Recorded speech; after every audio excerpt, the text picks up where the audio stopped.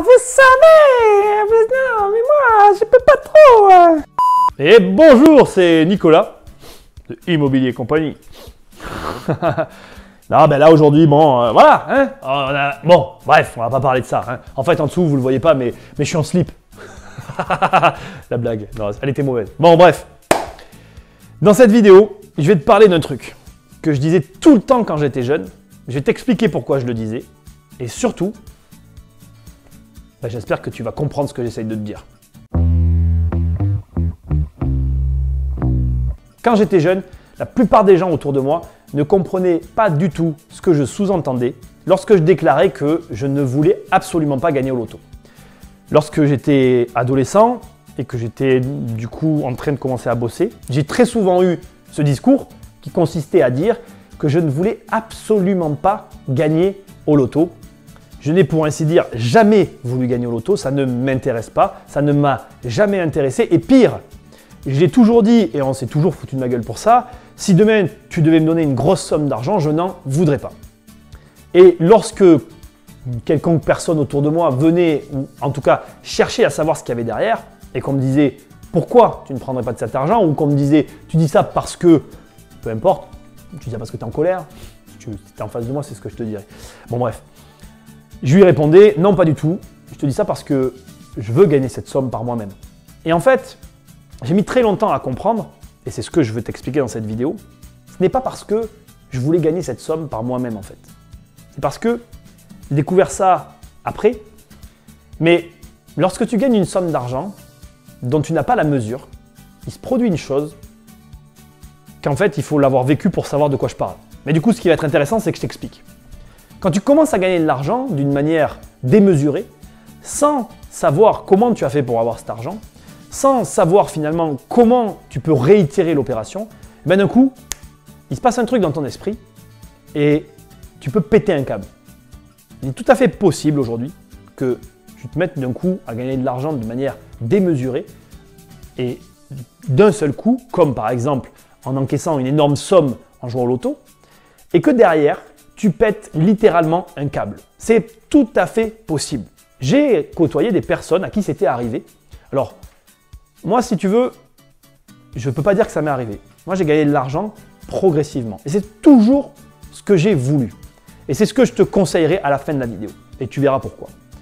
Les personnes à qui j'ai pu parler de ces phénomènes m'ont tous dit la même chose. En fait, ce qui se passe, c'est que lorsque tu as un excédent, ou en tout cas un montant que tu ne maîtrises plus, en fait, tu es perdu. Tu ne sais plus du tout comment tu vas gérer cette chose. Et tu vas rentrer dans des délires qui sont peut-être parfois pas bons pour toi. Et tu peux même t'auto-détruire. Et d'ailleurs, je t'invite à regarder ne serait-ce que la vie de Jordan Belfort ou d'autres personnes pour constater que toutes ces personnes, je pense donc notamment beaucoup à certains traders, qui ont cette espèce de folie qu'ils s'emparent d'eux, qui se sentent du coup en veine, basculent finalement non plus du côté de l'expert qui maîtrise un marché et qui fait les choses, mais qui bascule plutôt du côté du mec joueur qui est en train de jouer et qui se croit supérieur et qui se croit meilleur que le marché, meilleur que le fabricant, les clients à qui il peut vendre son produit, etc.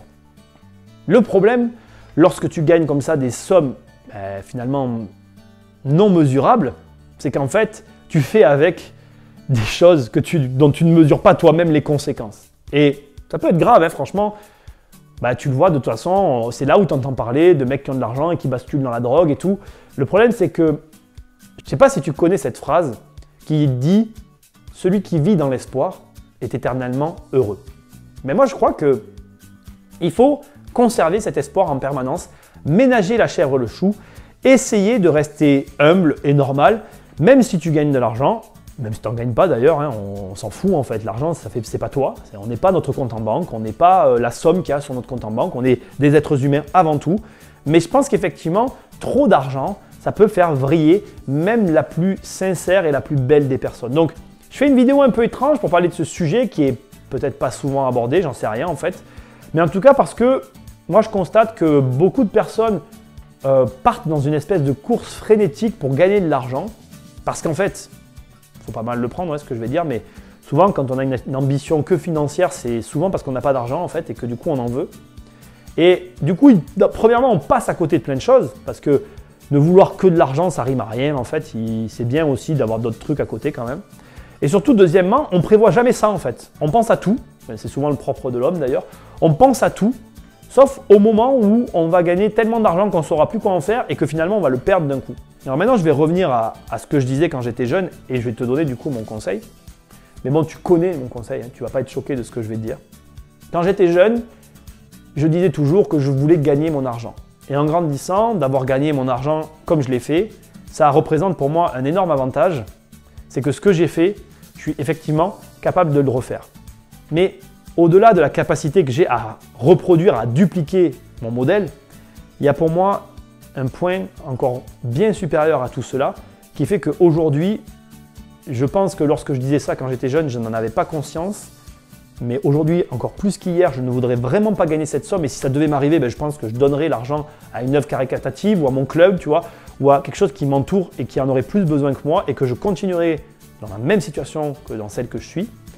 À savoir, ça m'a appris la valeur des choses. Si tu bosses, que tu te rémunères normalement, c'est-à-dire comme tout le monde en fait, qui est mon cas. Moi, je me rémunère à hauteur du même revenu que tout le monde gagne. Mais je reste conscient de la valeur des choses. Et je trouve que c'est très important de ne pas être déconnecté de la réalité. Un gros revenu, ça peut entraîner une déconnexion et ça t'enlève la faim. Et si je peux te donner un conseil qui pour moi, sur le long terme, est sûrement le meilleur des conseils que je puisse te donner, c'est continue toujours à avoir faim. Non, tu t'en vas déjà? Investir, c'est plus fort que toi.